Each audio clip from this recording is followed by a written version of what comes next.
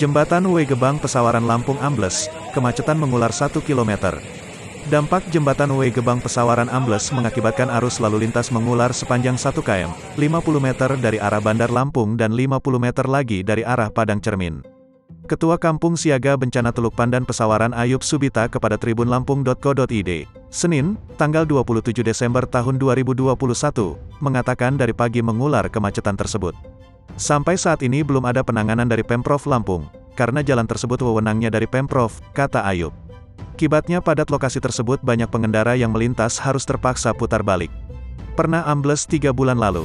Jembatan W Gebang di Jalan Teluk Ratai Desa Gebang Teluk Pandan Pesawaran yang berada dekat pengisian BBM AKR sudah pernah ambles 3 bulan yang lalu.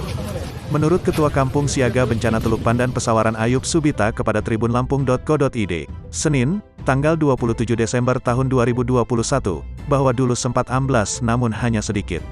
Lalu diperbaiki tambal sulam, akan tetapi hari ini kembali ambles lagi jembatan tersebut yang membuat geger masyarakat sekitar dan pengendara yang melintas. Kejadiannya ambles jembatan itu diperkirakan tadi subuh dan itu akibat hujan yang tidak reda dari semalam, kata Ayub.